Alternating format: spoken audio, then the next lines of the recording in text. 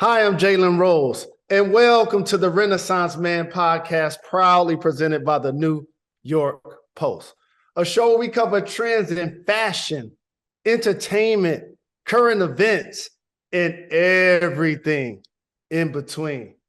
My next guest is a multi-hyphenate writer, Grammy-nominated rapper, has historic bars, and has broken boundaries and established herself as one of the greatest lyricists in hip hop.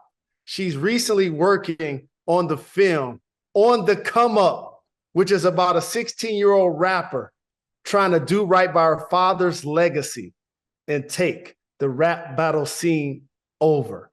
It is my honor to welcome the incredibly talented Rapsody to the Renaissance Man podcast. Welcome. I'm so happy to be here. I need to take you with me everywhere so you could do the intro. Thank you for that amazing intro. I feel on top of the world, Rocky baby. No doubt, you deserve it. I'll be your Flavor Flav, no question. I got you. You know what I'm saying? And I couldn't wait to ask you and interview you, and I appreciate you taking the time. And I know so very much about your career and your background and stuff, but I want to ask the questions like I don't know anything for our audience. So I have to ask you, what was it like for you growing up in North Carolina? Oh man, it it was easy living. It felt like I grew up in a very small town in East North Carolina, like at max 2,000 people. So I grew up in those towns and everybody knows everybody. Two-parent home. I was one of five kids, a whole bunch of cousins running around barefooted. Um, Mhm. going in the woods and fishing. And I was a tomboy. I loved basketball. We loved Mhm. hip hop. We did pig pickings. It was just that community living. But when it came to hip hop, I just lived through the TV, you know. I mean, Absolutely. So when did you notice, at what point did you gain interest in rapping? it was when I saw MC Light's Poor Georgie video. Kiss the girl that make him cry. Yo, that story, like I didn't see it at my age, I didn't see it going where it went, when she first Right. started. I was just enamored. For me, that was my first introduction to a woman that rapped.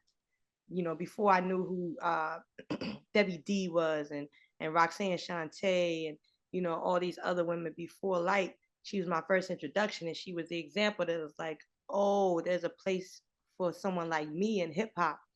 And from there, it just had me by the ankles. Like there was no getting away from it.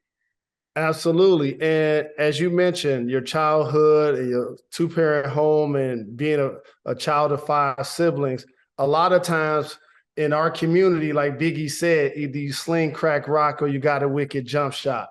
So for us, our dream starts in our head and our heart.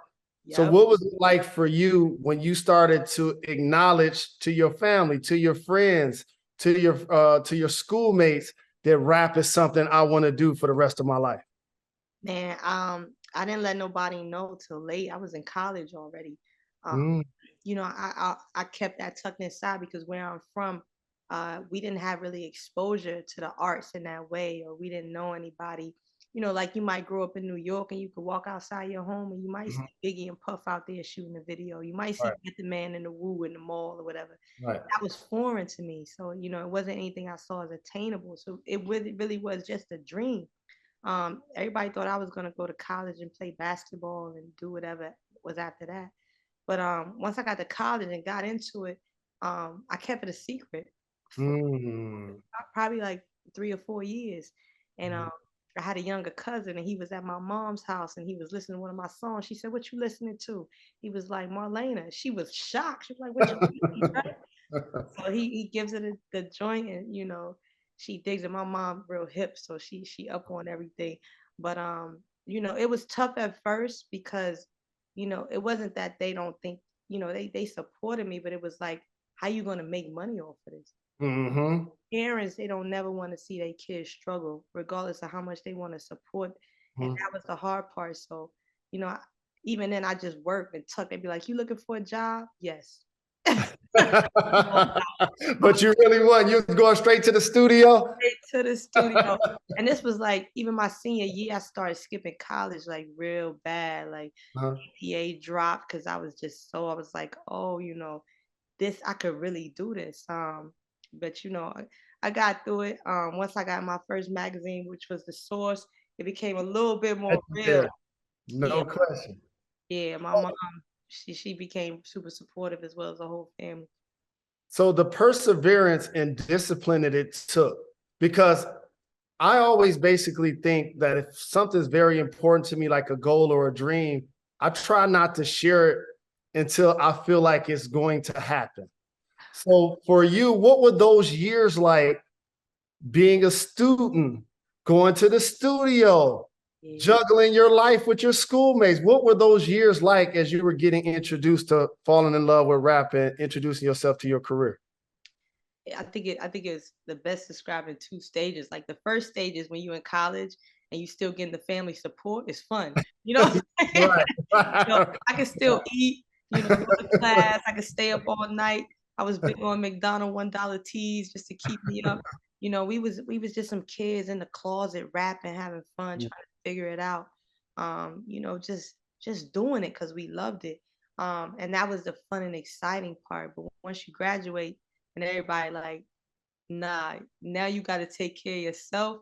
It was Mhm, still fun. Don't get me wrong. It's always been fun because I love it. But that was the challenge, and that's where the pressure came from. Like, man, how I'm gonna eat today? And mhm, I mhm. remember a lot of days, like me and a homie, we going to split like we get like a kids meal with 4 nuggets or 2 nuggets and split them joints. That's what we Wow. eat all day. Or Wow. my sister was like, I was living with my sister. We still laugh. She was like, "You got to get a job," and she kicked me out of her crib one day. And I Mm. used to sleep at the studio because I didn't want to go back to Snow Hill. I'd get up and go to friends' place and take a shower. But when you passionate about something, you understand that regardless of who can really see the vision that you see, you got to Mhm, see it and believe it before anybody else, right? You can't take it personal, and mhm, that's what I did. It was like I believed in the vision, and Ninth was there too. Like he mhm. helped out a lot. He fed a lot of us hungry mouth kids. No question. No question. The legend, Ninth Wonder, big shout out to him, as basically his imprint initially were where you got introduced to the game in a lot of ways, I believe, in 2008. Yeah. So I have to. So when did you hear yourself or write a rhyme or hear your song and know I'm dope? I got this. I can make a living doing this. You're sharing nuggets. Okay. You're sleeping at the studio. At some point, you had to tell yourself, all right, I got it now. This is going to be how I'm going to make a living.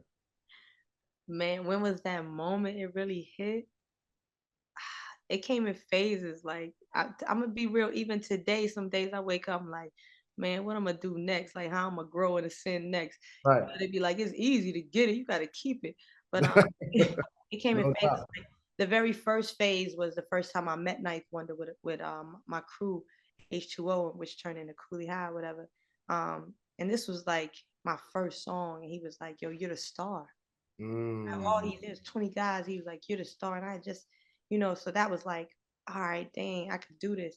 And then the next phase was like he signed me to the label, and I'm like, all right, we about to get paid, right? I'm like, oh yeah, here we go. Ain't different then. Right? We put out a project and boom, sign a Def Jam or whatever. And it don't work like that. The game was way different then. It's way different. Like, you really had to hustle. Um, so it was, I always knew it, but I think when it was like, all right, we here now, like we arrived, like for real, where I could do this for a minute, was when I did the complexion verse. Um, Classic. and after that, like I'm one album in, I don't know how many mixtapes, maybe 6 or 7, but Mhm, that complexion verse really turned a corner for me. Um, mhm. it upped them checks too, and it No it doubt. it got before Rock Nation reached out, Nas and Master Pill reached out to sign me. You know, Mm, then you get your first Grammy nomination by way of a Kendrick Lamar album, and then you meet Dr. Dre, and he's like, "You're my favorite female rapper," and mm, that's mm. when it really set in. I'm like, all right, we here now. Because, during those development years, Ninth would talk to different people and just get advice and just share the music. And Badu, she told him one time, she was like, your light is never red, a lot of times it's yellow, and you're going through the motion. But when it's green, be ready. And that's what complexion was. All those years it was in a yellow stage, of just going slow and cooking slow and developing. But when it turned green with complexion, it was go time. And that's when I knew. Absolutely. And you're the ultimate definition to me as an artist, because you're a writer, you're an MC, you can rap different styles, you're a storyteller. I want to look back at your journey via social media, because when you were just talking and you talked about the hustle and the grind, and it reminded me how the game was different then. So do you remember which social sites you were using then and how you were posting your stuff? Man, I was on Twitter heavy. I was on Twitter heavy. And it's crazy you bring that up. I really didn't understand how to use it as a tool, right? It's just trying to figure it out. And we used to do this annoying thing. It was so annoying. I look back and I was like, I know people hated us, right? I felt like I was like one of the first bots. So we'd be like, all right, anytime a project, a song come out, it'd be the whole crew. I used to do it by myself, and the whole team got on it. And we would at everybody. At da da da da da. Just copy and paste new song with the link. And we do that for a couple hours. So it became a thing. Like anytime a project was about to drop, people like, here come them Jamla folk. They about to shut Twitter down, right? That was the first one, and I look back, I was like, yo, that was so corny. But for whatever reason, that's what I'm doing. Yeah. But well, now, like as you mentioned, Twitter has gotten a lot bigger. It's Instagram, it's Crown, it's TikTok, it's so many Snapchat, it's so many ways for artists to get their music out, and for personalities to get their brand out. But for so many people that are fans of yours, like myself, I want to have you talk about your creative process and the time you put into your craft. See, what happens is we see you now and we listen to Eve and you on movies and you doing your thing. But a lot of times people don't know the time and the energy and sacrifices that go into making a record or making an album. Can you talk about that creative process? Yeah, I'm very disciplined and very careful with my creative process. You probably relate to this as an athlete, because I don't think we're too far removed in how we prepare for our different games or whatever.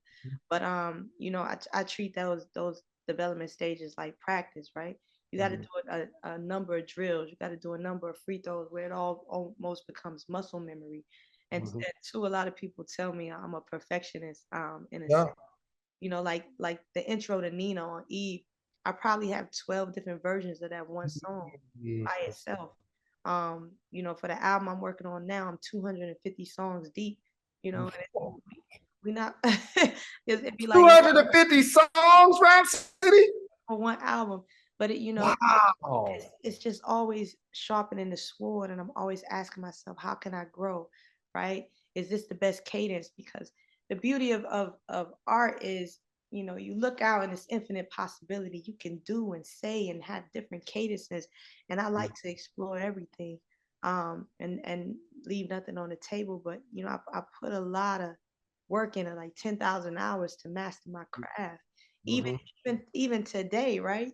Because you go through those development stages and you get to this part of my career and you think, okay, I got it.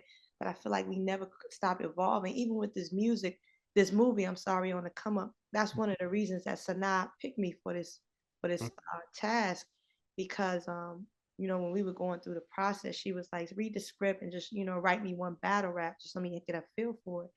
I got off the phone and she was waiting for like a week. She was like, just take your time, a week. I did it that night. I sent her like 5 or 6 different versions, right? One, because I really wanted it, but two, it was like, let me just show her the range and just the options of what these characters can do and how I would approach it. And I think that's what it is. Just showing up like, this is the moment right here. This one moment, this is what we focusing on. I'm gonna live in that and give it my all. So that's how I still approach everything. Every great artist I know approaches it in that way. And it's unique and not surprising because I listen. Two of my favorite artists that you mentioned today do the exact same thing. Erykah Badu and Dr. Dre. Oh, come on. Right? Yeah. Right? And so that when I asked you the question, you also said discipline. That was the first thing that came to your mind. And so for you, what has it been like as your careers evolved? You have so many dope projects, so many great freestyles, so many mixtapes. How comforting for you has it been being Grammy nominated and so successful that you never had to compromise who you are, your values, your voice? Yeah. You know, that's what it's all about. You don't ever want to lose yourself in this business. And that's one thing that I'm thankful for. Even though it didn't come fast for me and didn't come easy for me, I wake up every day with peace of mind. And that's something you can't, accolade can't fulfill, money can't fulfill. It's happiness and peace of mind. And to know who you are and still stand on that. So, that's the beauty of it. That's what's going to keep you around forever, because anything outside of that, you burn out in this business real fast. Anything you do. And I I used to have those moments, those human moments of like getting caught up in social media and the world, and thinking like, yo, I have to do this in order for people to think I'm successful. I have to be famous. I need that plaque. I need that Grammy award. I need this and that.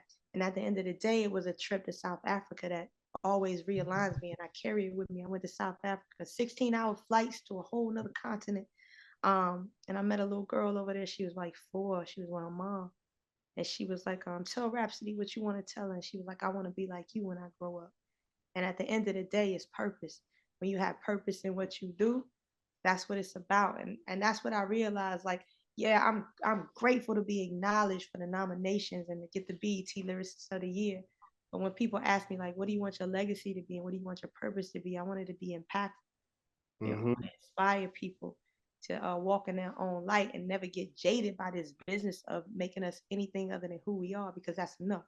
So, I feel like if you do that and connect with people in that way, Just gave me a jewel, and Knife has given the same one. Like, people either want to be like you or they want to be relate to you. I don't want nobody to want to be like me. Be yourself, but I want to make music that you relate to, that you play back and you like, dang, I remember when I fell in love with this dude, or dang, I don't like this dude, but this got me through that, whatever. Right. So yeah. So that authenticity, along with your talent and your gifts to really speak truth into power. I'm a huge fan. I've been following you for a long time. But it's no secret that the rap scene is a male-dominated community. Yeah. What were some of the challenges, and you're a Black woman, newsflash, in America.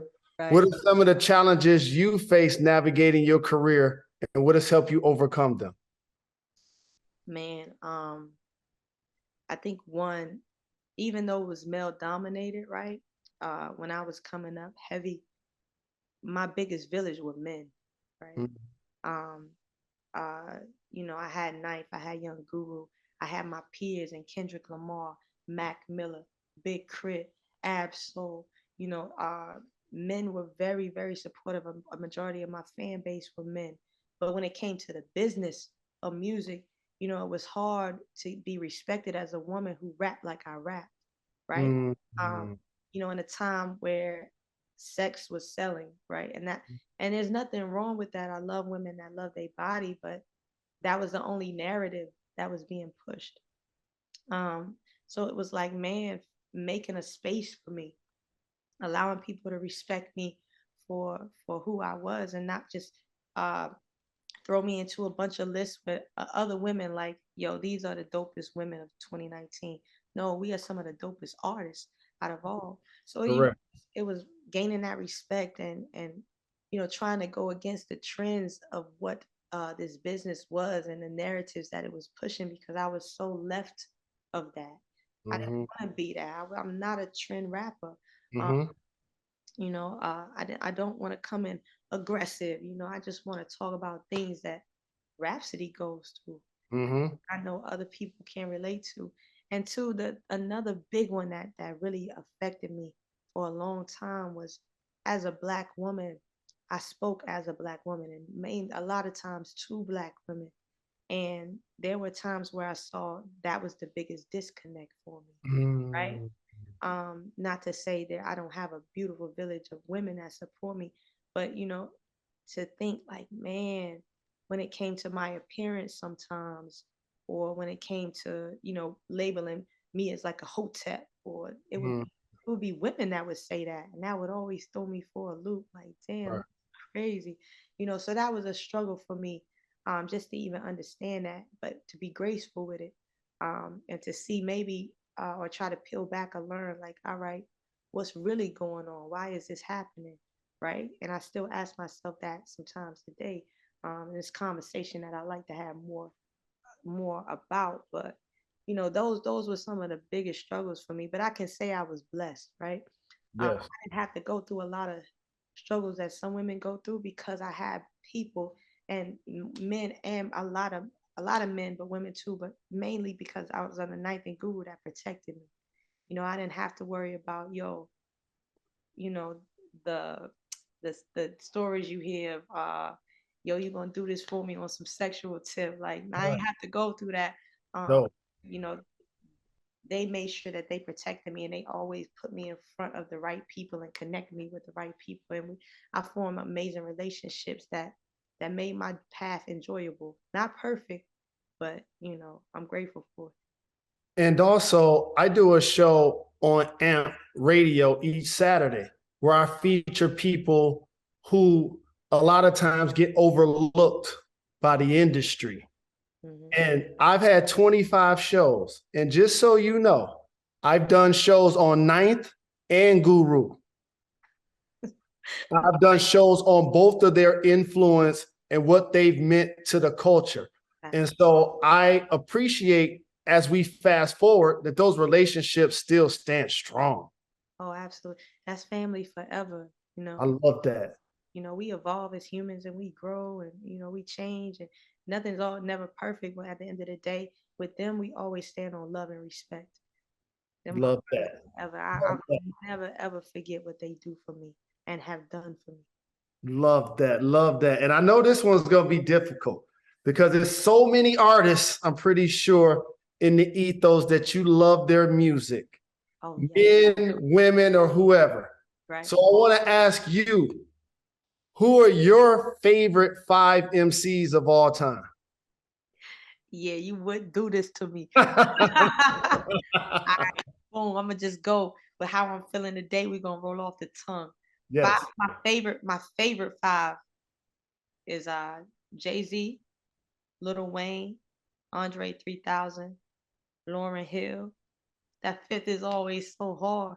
Um, man, we're gonna say Biggie. I, Ooh. Biggie and Kendrick both. Ooh. That's in my top five for sure.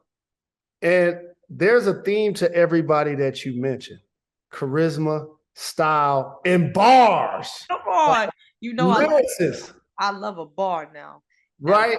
yeah. And so, as I was born in 1973, and that's the year hip hop started. So, that has always been a soundtrack of my life. So, I could appreciate all types of music: the conscious music, the sex, drugs, violence, whatever, the West Coast gangster rap. Like, it's our culture. We embrace it all. Yes. But for you, I used to always say it was kind of frustrating to me because I felt like the sex and the violence got more endorsement, it got more funding, it got more radio play. Mm-hmm. And as an artist, I know you had to see that Absolutely. or feel that. So I didn't like that. So for you living that, and that's how you make a living, and you in radio meetings and you in industry meetings and like label meetings, like what was that like for you as you've progressed in your career? I'm gonna say it again. Me looking from the outside is just super frustrating, right? But from the inside, again, I'm very, very blessed. Um, Yes. I probably had maybe two label meetings before I signed with Rock, and I don't have to name who they were, but rock is of the culture, like, Yes. and from the head, which is Jay-Z, it trickles down to everyone else, and now it's being run by co-presidents Omar Grant and Sherry Bryant. And the culture there is not that, right? We have conversations all the time of like, yo, we gonna be the difference, and they have been. And as a label, I've never been pressured, and they've never pressured me, to follow those trends. And that's what makes this enjoyable. The artists that they sign, the patience that they have. They're like, we talk about things is like, yo, we gotta bring more balance, right? So Yeah. that's the beauty of it. But from me looking at the outside to, everything that is pushed, and where a lot of the dollars go behind certain stories and certain types of our culture that's pushed a lot more than others, in media too, and in radio. It's super frustrating, because I love those stories because they're honest stories. They deserve a place, but that we can't make that all to be what hip hop is. Correct. Not. And Knife tells me all the time, hip hop does not live in a box. So the people who don't live up the culture, they don't know no difference, right? And to the impact that it has on the youth, in their development stages, where they're not even old enough to really just understand and decipher the difference and understand what they're seeing and how to comprehend it. So I feel like that's the biggest fight. But I see hope, a lot of hope. And we don't have to depend on labels so much, because with the help of social media, artists have a lot more leverage to just create their own, what's the word I'm looking for? Identity. Identity, of course. Yeah, Yeah, absolutely. you know, I could got my homie here. He's gonna do my marketing. This dude gonna do my video. All I need is distribution, and we out of here. No doubt. Yes. And shout to our Rock Nation family. They represent me as well. They helped me get this show. Oh, I ain't even know that. Absolutely. I've been with them for a handful of years. So I shout to our Rock Nation family. And I got to go back to something you said. 250 songs? Bars, bars, bars, bars. When we getting some songs, some mixtapes, some albums, some tour? What's next? When we gonna see you? You got songs. You clearly got songs.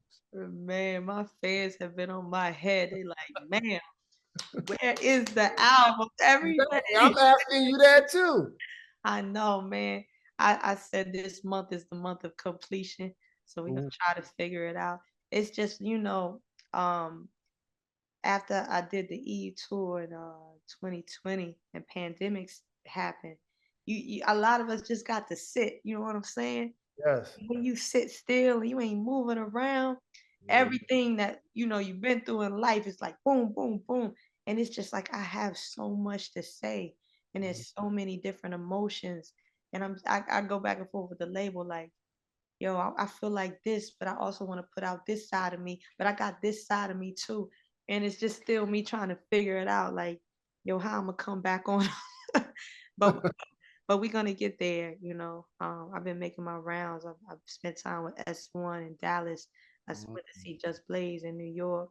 I've been to see Terrace Martin in LA. I've been to Atlanta.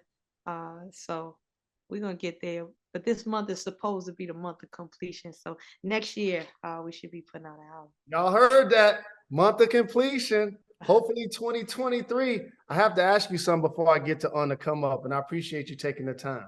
Okay. I heard you pronounce her name earlier. Did you know allegedly it's pronounced Sanae Lathan? I was going to interview her last week, and I was looking through some things. And just so you know, she may not correct you, but you're saying her name wrong. Did you know that? She gonna beat me up. No, I knew, because I think when we first met, she said it, but I could never remember how she said it. Right? Sanaa, Nene. Exactly. But she know I love her. No question. No question. She for the culture, and I was gonna have her on this show. I assume she's gonna be on next week. So I have to ask you about On the Come Up. It tells the story of a young female battle rapper split between staying true to the culture and selling out for mainstream commercial rap. We just talked about this. Exactly. How do you feel like you navigated that sort of conflict, and what do we expect to see when this project comes out? Yeah, that's one thing I loved about this film and the script, and it's an adaptation of Angie Thomas's book On the Come Up. She did an amazing job telling the story. Oh, But dope. yeah, she actually hit me. She was like, "You were one of the influences for the character of Bree." And I was like, "Wow!" So the work on it is a real full circle moment. But I related to her story so much because I saw myself in her, right? And I think a lot of artists will in different ways. Of somebody who uh who had a gift, Mm-hmm. and she had something to say with depth and Mm-hmm. had meaning to it, and she was sharp at it. And she's just trying to figure out, how do I cut through without, compromising who I am and my art, to make something that people deem popular or successful for Mm-hmm. me. When at the end of the day, you learn nobody can define success for you. You define Correct. it for yourself. Um, Yeah. so I saw myself a lot in the story, and that was the same thing. Um, just to take it back again, one of the first things Young Guru and Ninth Wonder sat me down before I ever put out anything. They said, define your line right now. You got to define, when you walk in this business, what you not going to do, what you not going to compromise yourself for. Because if, as long as you walk in knowing who you are and what you stand on, you're gonna be all right. Of that. I had to define that first before they let me do anything. And that was how I navigated, because I always had that to go back to. And in the same way, Bree, you'll see it when you watch the movie, she has a very close network of friends, and Sonny and Malik. Um, and her mother and her brother, and they always there to protect her. And her aunt Pooh is her one. Like, her aunt Pooh is my ninth and guru. She get out of line, Aunt Pooh like, yo, what's wrong with you? What you um, so that's what it is. Like, one, you got to know who you are, but two, make sure you got people around you that care about you and know who you are, and they ain't in it for nothing else. They have no agenda other than to see you live uh your most highest and free self. And when you got people around you like that, they not yes men, so they always gonna check you. They always gonna be there to put the mirror up when you need a reminder. um, Mm-hmm. that's kind of how I navigated through this business. I kept those people close to me. And I went to the energy that felt attractive to me, Right. in the same way Bree. So that's how I looked at this film, in terms of my own career. Well, your talent and your hard work is undeniable. Your authenticity and strength is refreshing.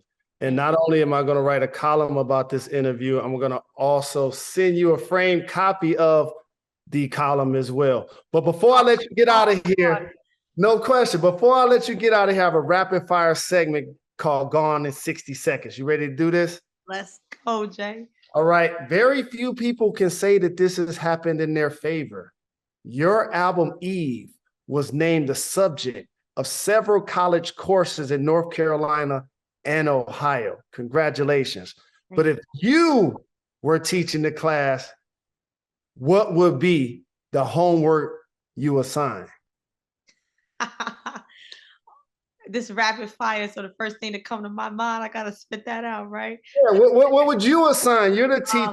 If I'm the teacher, one of my first things I would assign, based on the Eve course, was, you go find an influential woman and you write your own song about it. We're gonna come back and talk about it. I like that. I like that. That How was about this? Since you're talking about influences, if you had to pick one of your idols to battle rap with, who would it be? Come on, bro. Uh, Let me see. My favorite is Lauren, but I don't want to battle rap Lauren because I got too much admiration. Yo, it would be Badu, because that would be fun. That would Ooh, be fun. styles upon styles upon styles is what Style you upon have. style. Yeah, Badu would eat. That would make it fun, and she funny. Me and Badu battle rap. So talk to me about fashion for a second. Give me the look that you feel the most fly in. Oh, I'm a tomboy to the core. Let me tell you something. I like the fall months because I like layers. I'm a jacket head, North Face, You see what I got on? Pull Yeah. over. So, you know, give me some of that, you know, some old vintage Tommy Nautica jacket, boom, boom, you know, t-shirt, hoodie. You know, I'm into cargo pants right now. I'm real heavy in I it gotta be something like the tall combat boots, but the laces can't be laced all the way, you know. Exactly. Yeah, but I gotta have the accessories. So I'm definitely pulling out the Mary J. Blige and Simone Smith hoops. I'm No getting question. mad bangles. You know, give me the ring, the gold ring with the initial on it and the heart. Give me the herringbone necklace. So I'm a tomboy, but I'm still a feminine one, you know. So This is hip hop. This is the culture. This is what we represent. The nose ring is fly, the bamboo earrings, at least 2 pair. How about this? Name it up and coming artists you think everyone should know more about. Can I get 2? Of course. Ruben Vincent from Charlotte, North Carolina, who's also my label mate on Jamla and Rock Nation. He has an album coming out soon. He is a monster. Number 2, Helen from the 914, Mount Vernon, New York. Nico Brim. He is a monster. I'm actually mentoring him. And he's just an amazing talent. So we're gonna work on his album. That's gonna be out next year. Ruben Vincent and Nico Brim. Nico is got that New York sound. I love New York, but New York don't sound like New York right now. But sound like Puff. Preach. you know, I'm serious. And that's what I love about Nico. He's dope, but he sound like New York, right? And Ruben he's from North Carolina like me. So you know, he can give you bars, storytelling, both of them. Those 2 are my hyenas. Y'all heard it. Lastly, you wrote virtually all of the freestyles heard during the rap battle scenes and on the come up. What's your favorite bar of the movie? Oh, it's so hard, so many. But the one that comes to mind on this rapid fire is it's in the final battle when Bree is battling Little Yachty's character. And Bree's aunt is Butch, right? She Butch, right? So you know, he has this bar against her, like, you know, he's talking about she just one of the bros or whatever. And Bree comes back like she say this joint, her manning up only made it easier for me to see the bitch in you. And I was like, when I wrote that, I was like, yeah. Drop the mic. No question. Well, I appreciate you taking the time. You're extremely talented. I'm a huge fan. Continued success.